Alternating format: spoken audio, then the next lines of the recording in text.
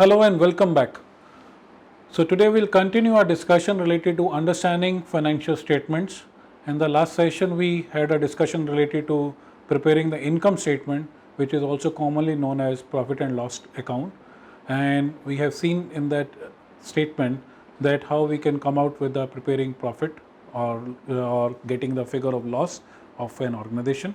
So we'll go for second financial statement, which is named as balance sheet, and that is the purpose of this session.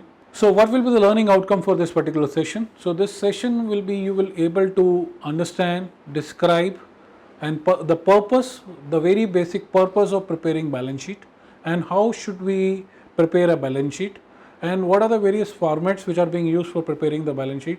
That will be the focus of our session learning. So what is balance sheet? That's the first question. Balance sheet is like a snapshot of a business organization. It shows what are the various assets and what are the various liabilities and what is the capital of organization. But friends, one thing which you have to remember, balance sheet is always as on a date. It is not for a period. It is at a particular point of time. What is the situation of the business? How it look like? How many assets which we are, how many and what is the value of those assets as on that date, as well as the liabilities which we are owing, and how much capital is there being invested by the owners in the organization. We get to know about this from the balance sheet. So balance sheet is, you can say, is a mirror image of an organization which shows, yes, this is the real position of the business. So what would be the components of the balance sheet? The balance sheet is having two components. One side will be writing liabilities and other side will be writing assets. What are the various liabilities which we will be writing, and where the capital will be? See, capital is one of the liability of the organization towards the owner basically. So capital will be part of the liabilities only, and in assets we will be writing different types of asset which business organization is owing. That will be the two components which will be working in the balance sheet. So first question comes as, what is asset? So to say something is an asset, asset is simply, if you ask somebody, you will say asset is something which we are owing is an asset. No, there are four important conditions which you need to fulfill to say particular thing it is an asset which a business is owing. First and foremost, one thing which you have to understand, that this all four conditions has to be met together. It is not that one condition you are able to fulfill and you will say this is the asset. No, you have to fulfill all the four conditions, then only you will say this is an asset. So first condition is that a probable future benefit must exist. If an asset which you are saying it is an asset, there should be a probable future benefit which will be coming out of this asset. Let's take an example. We having a plant or a machinery which we are using, an equipment which you are using. So there is a probable future benefit that this machine will be used for generating the business some revenue, or it will be used for the production of the certain things. So that is a probable future benefit must exist. Second important condition is the business must have the ownership over it, that is exclusive rights is only owned by the business. Nobody else is having the right of that particular asset. If it is a shared property, then it will not be treated as an asset. So first thing is you should have exclusive rights over using that particular thing. Nobody else is having a right over it. Again, taking the same example of equipment which you have purchased, or air conditioner which you have purchased, you have an exclusive right, and you have issued you bought it by paying the bill for it, and you having a amount paid for that, and you having a bill for that. It is the ownership belongs to you, so it is not belongs to anybody else. So that is something, second condition which we have to meet. Third condition which we have to meet is the benefit which we are talking about must have been arisen from the past transactions, that we have done certain things in the past. This business asset which we are owing, it is not coming from the future thing, it is coming from our past transaction only. We have done some transaction in the past. Let's say you are saying there is a one crop which is going to be grown up in my field, so that I am having ownership of that crop. I have just sown the seed, and you will say the value of the crop which is coming out to be it's going to be a bumper crop, and its value is going to be 5 crore. So no sir, that is not being going to treat it as an asset. A future thing is not going to be asset. It has to be a past transaction which has been done, then only we will treat it as a particular thing, an asset which you are owing, that is treated as asset. And the last and the most important condition, the asset must be capable of carrying some monetary value. If you cannot measure a particular asset in money terms, then you cannot say it is a asset.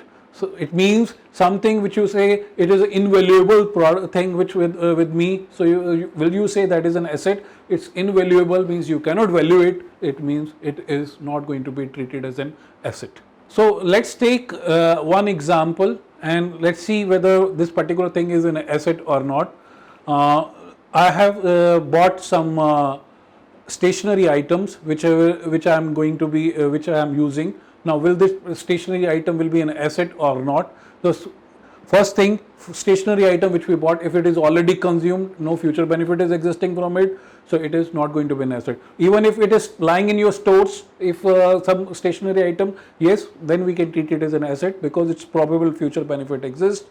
It has an exclusive right is of yours only, and it has been drawn from the transaction has been done in the past, and it is having some money value which is being there. So items which are lying in the stores, they will be treated as a asset, which is you can treat it as a stock also which you are carrying in your organization. But every item which you are keeping in the stores, then only will be treated as asset. If it is just which is already consumed something, then it will not be treated as an asset. Now next question comes is, what is liability? So liability definition is not very complicated in accounting or finance. We simply say any amount which is owned by the business to somebody is going to be treated as a liability. Any payment which is due to anybody from the business will be treated as an liability. There is no much complicated definitions for the liability. So what should be the basic format for the balance sheet? So in general, there are two formats which are being used for preparing the balance sheet. The first format, which we name it as a columnar form of the balance sheet, where on one column you write the asset and other column you write the liabilities. So one side all assets will be listed down, and on the other side you write all the liabilities, and in the liability, as I mentioned, will be including capital also as a liability. So that is the columnar structure. And other structure which we normally use is called vertical structure. In the vertical structure, you firstly write all your assets, and then in the lower section we write how these assets are being financed, that is our liabilities in other words. But this structure is very useful for as a manager to understand how things are being getting financed, what is my investment decision which I have to take. So this kind of structure is very useful. But in the legal form at present, as per Companies Act, we prepare the columnar structure, but earlier Companies Act was saying you should follow the vertical structure, which both are useful. But at the same time, I'll try to give you from the managerial point of view, from the as a finance manager, how should we take the things. We'll explain more from the vertical structure point of view. So in any balance sheet, the first thing on the top you will write what is the name of the organization, and second thing you will write what is the time period for which you are preparing the balance sheet. It is always as on a date, it is not for a period for which we are preparing the balance sheet. Balance sheet always on a date. What is the position of the business? As I said, it's a positional statement which we are making. So in the position you will write on this date what is the position of my organization. And when you're preparing this position, the first two things you will write this thing, and finally, if I am writing now into the columnar structure, so I'll write one side assets, another side liability, and the asset you will write firstly fixed assets, then current assets, and other side you will write firstly the owner's capital, equity, then your retained earning, and then you finally you having a borrowings, long-term borrowings, and then you writing the current asset, current liabilities. That is the columnar structure. But if we follow the structure which I'm mentioning about the vertical, as a business manager to understand, the first thing we will write asset. In the asset you will write fixed assets, and those fixed assets you will write after that what are my current assets, and from the current asset you will not write current asset in the outer column, you will write current assets in the inner column, because you will be subtracting from the current asset all the current liabilities which are there. What are the current assets or what are the current liabilities? Current assets are those assets which we are going to be used and consumed within next 1 year period. That is 1 year. Why we are saying 1 year? Because normally we prepare balance sheet for a period of a year, or the financial statements are made for a year at the end of the 1 year. So we prepare 1 year only. So we treat current assets are assets which will be used within a period of a year, and fixed assets are those assets which will be used for the long term, that is more than 1 year period, which will be treated as a fixed asset. So from the current assets, we will subtract all the current liabilities, and after deducting the current liabilities from the current asset, the figure which you will get is called net current asset. And net current asset, what is net current asset? This is also known as working capital of the business. So this is that's what I said. As a business manager or finance manager, my always concern is knowing how much working capital I need, or how much money I need for day-to-day functioning of my business. For day-to-day functioning of business, this figure, the net current asset which you have got, is called working capital also, which you will be needing. From this particular figure, you will be you are getting net working capital which you have. You will add to the fixed asset figure, that will give you the figure of total asset. From the total assets, we'll subtract the figure of now long-term borrowing which we had, or long-term liabilities which we have, which we will be subtracting from it. Normally long-term liability business is having taken a loan, some kind of or being financed for by some debentures, or some bonds are being issued. So that is something long-term liability you will subtract from there, and after that the portion which will be left with you is called net worth of the business, or you can say the net assets or the net worth of the business. This is the real value of the business. If you want to know the not real, the book value of the business, I should say, that what is the value of the business, that is the net worth, is the net assets which business is having.